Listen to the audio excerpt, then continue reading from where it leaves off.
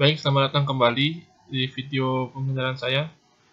Jadi pada kesempatan kali ini Bapak akan membahas lagi materi hidrokarbon, yaitu tentang senyawa alkuna. Oke, langsung saja ya. Di alkuna itu apa ya? Jadi seperti penjelasan saya yang awal, hidrokarbon itu kan ada golongan alkana, alkena, dan alkuna ya. Di alkuna ini adalah golongan hidrokarbon alifatik yang memiliki ikatan rangkap 3 ya. Jadi dia memiliki ikatan rangkap 3. Rangkap 3. Jadi alkuna sendiri itu memiliki rumus molekul. Rumus molekulnya itu adalah Cn H2n min 2 ya, dengan N itu adalah jumlah atom karbonnya. Dan untuk deret homolognya atau rantai induknya seperti halnya dengan alkena ya, karena alkuna itu harus memiliki paling tidaknya satu ikatan rangkap 3. Jadi dia dimulai dari atom C2. Ya, C2 berarti hanya adalah C2H2 ya. Nah, kalau kemarin ini etana namanya etana kan, tapi kalau alkuna namanya etuna. Bukan ikan tuna ya, etuna ya. Oke, kemudian C3H4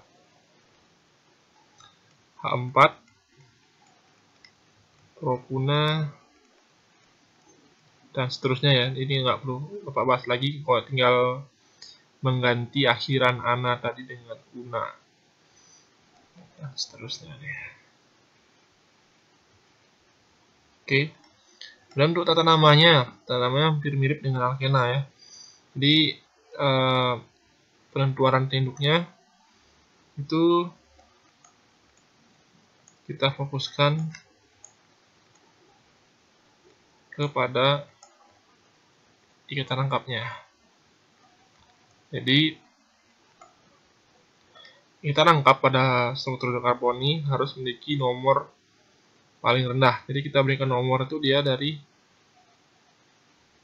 atom C yang memiliki ikatan rangkap ya. Kita fokus ke ikatan rangkapnya. Coba ya, misalnya nih, saya punya suatu senyawa alkuna seperti ini misalnya. Ya, 3 C rangkap 3 ya, seperti ini.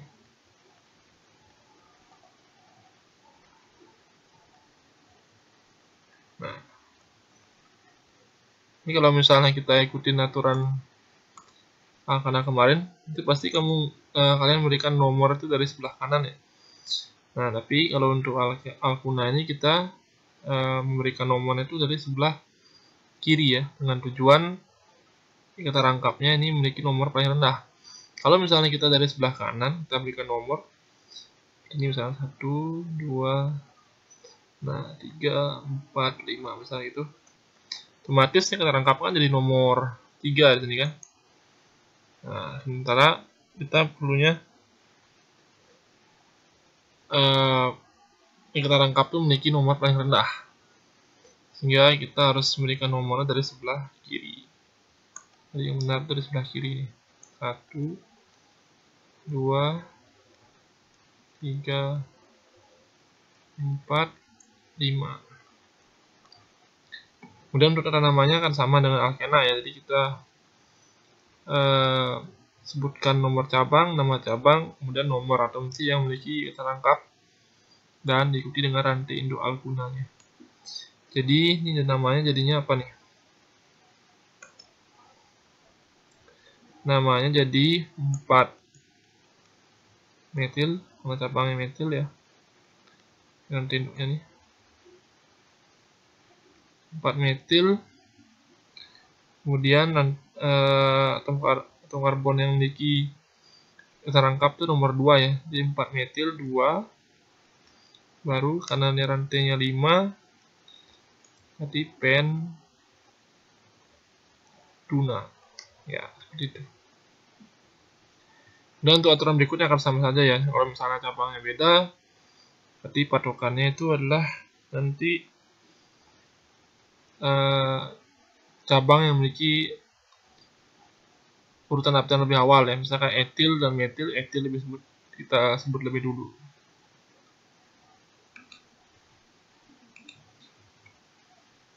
Oke, lagi.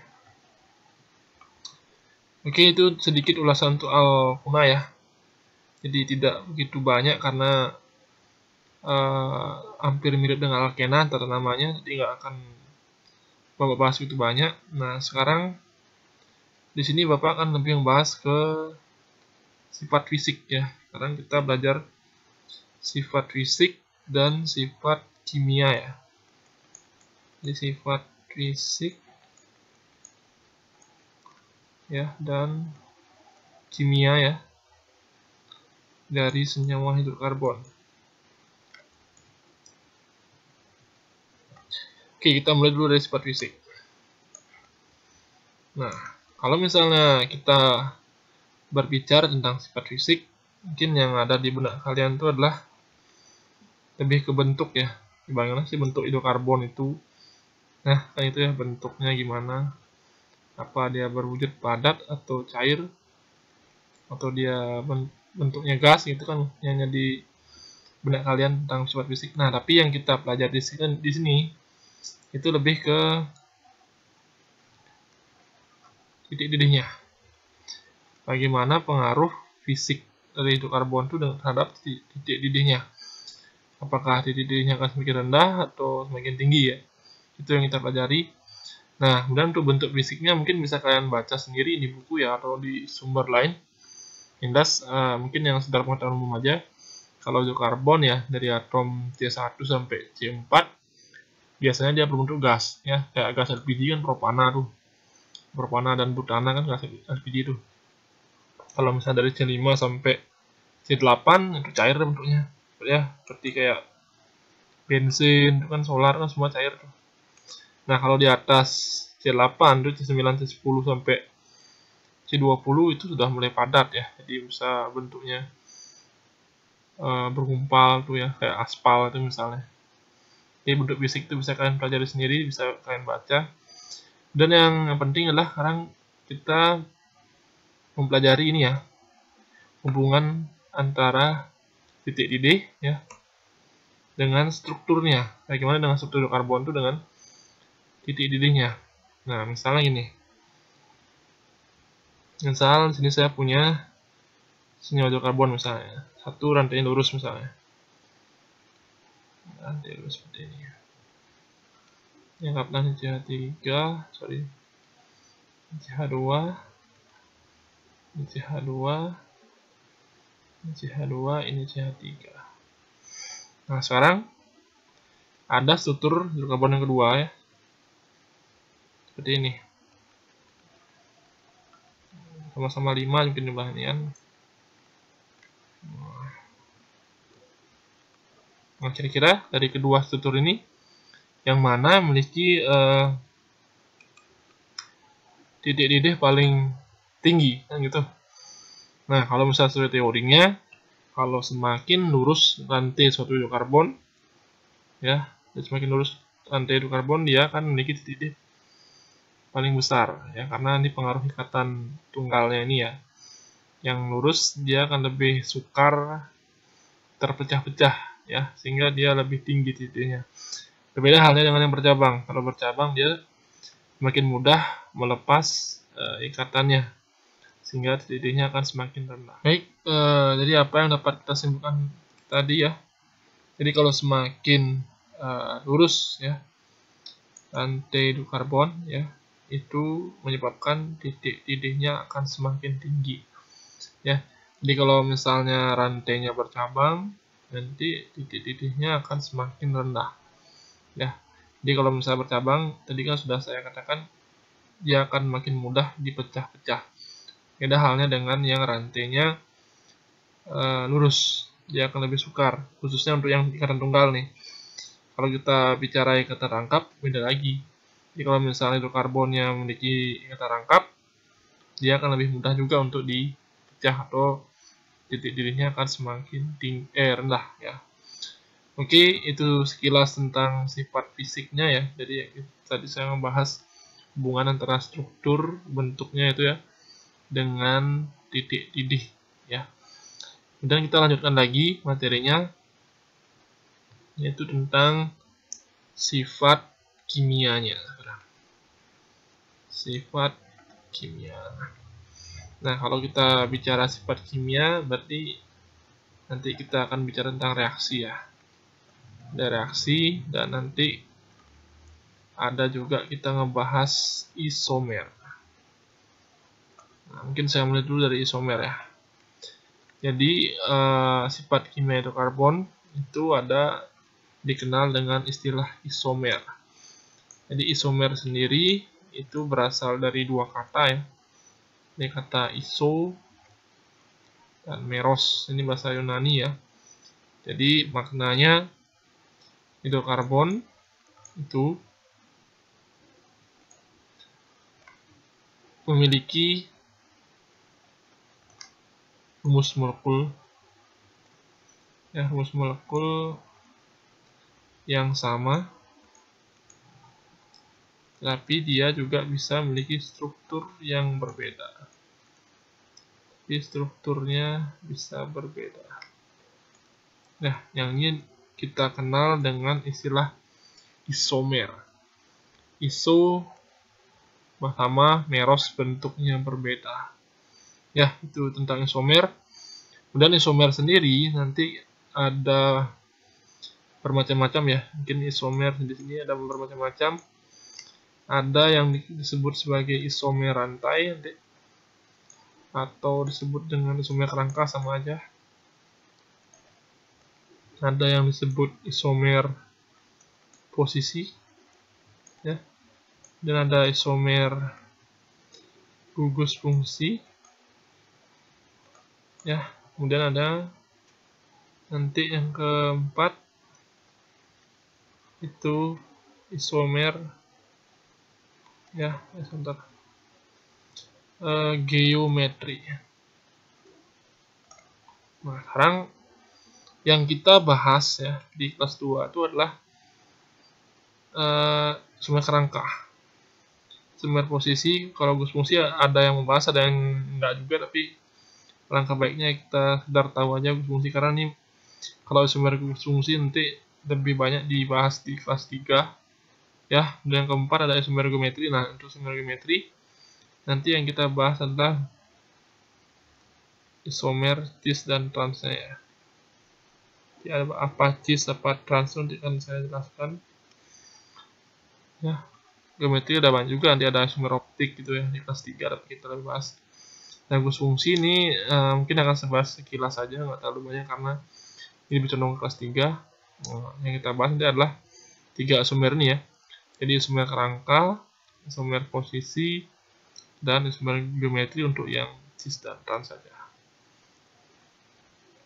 Oke. Kita mulai dulu yang pertama ya, dari isomer rantai. Kita mulai dulu isomer rantai. Isomer rantai. Jadi kalau misalnya saya definisikan ya, tadi kan isomer artinya rumus molekul hidrokarbonnya sama, tetapi strukturnya berbeda. Nah, kalau isomer rantai ini yang menyebabkan dia berbeda adalah apa? Adalah percabangannya. Di percabangannya ini yang nanti yang membuat dia berbeda. Percabangannya berbeda. Ini yang menjadi patokan kita dalam menentukan isomer rantai atau isomer kerangka. Nah, mungkin langsung saja ke contohnya ya. Biar nggak nanti bingung. Coba sebentar.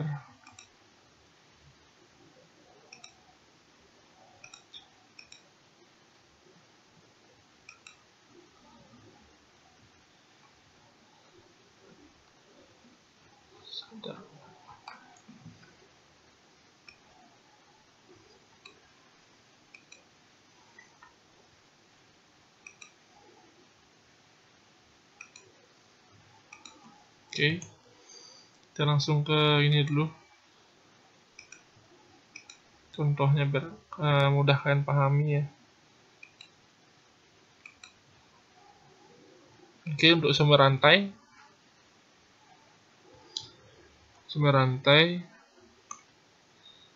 berarti tadi kan artinya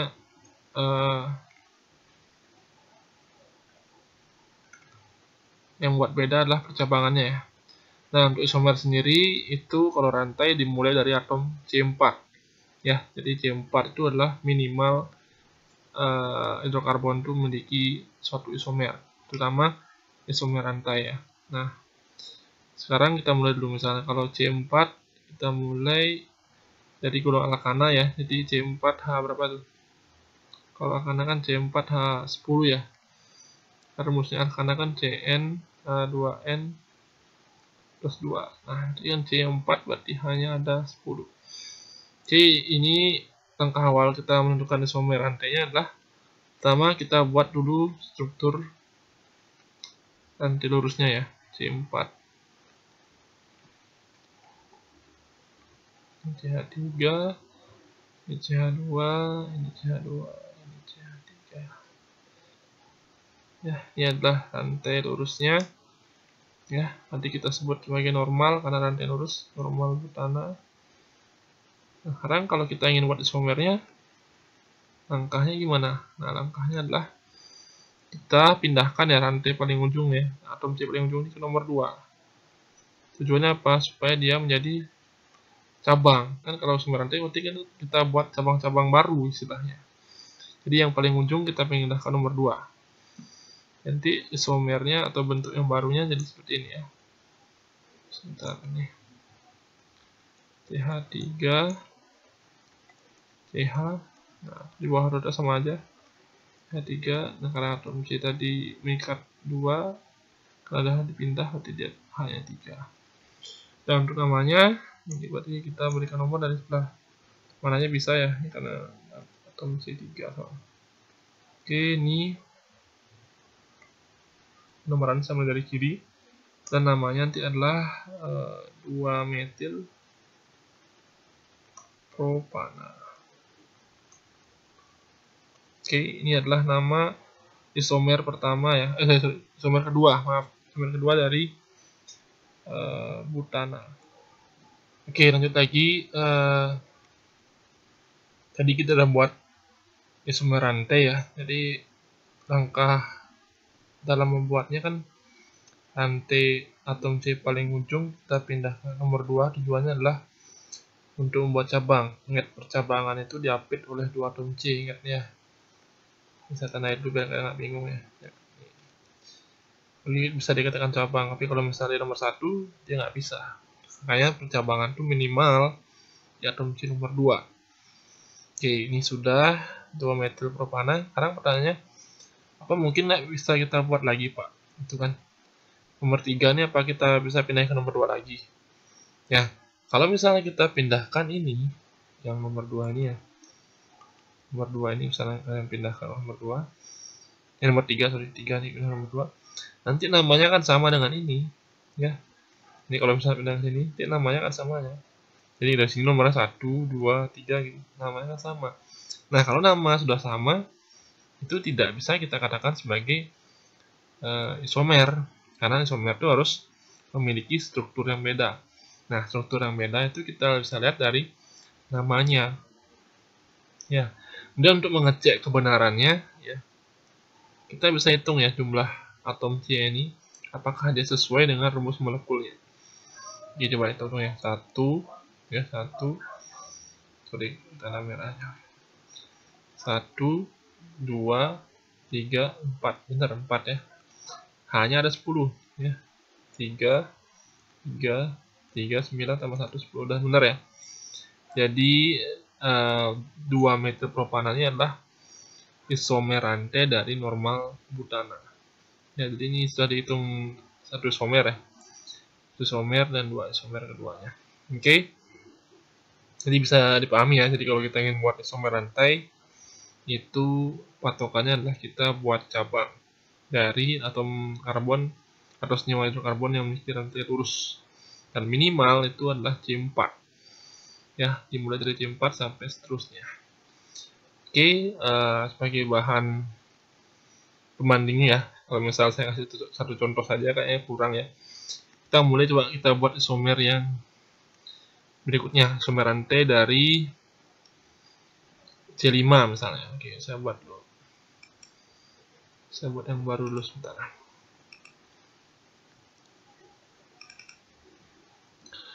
Oke, kalau misalnya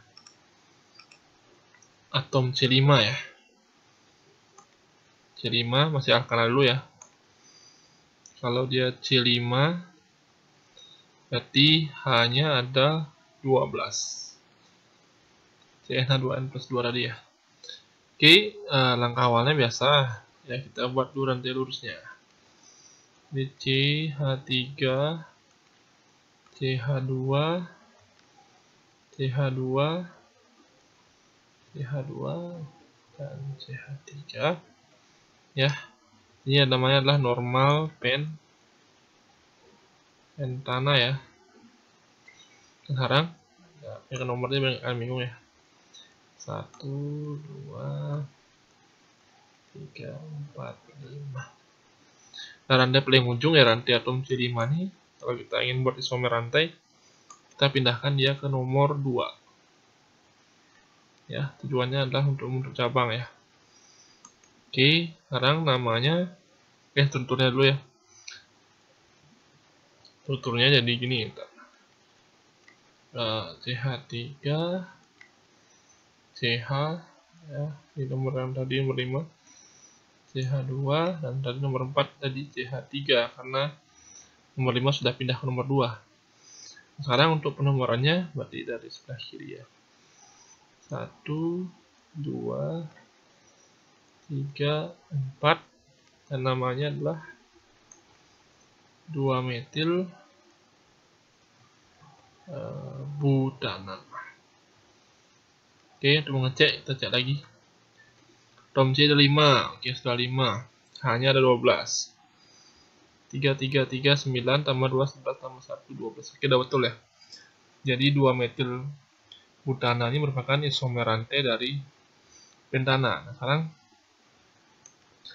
apakah dia masih bisa dipindahkan? Ya, bisa ya. Karena nanti namanya kan beda soalnya. Kita pindahin yang 4-nya ya. 4 ini kita pindahkan ke nomor 2 lagi.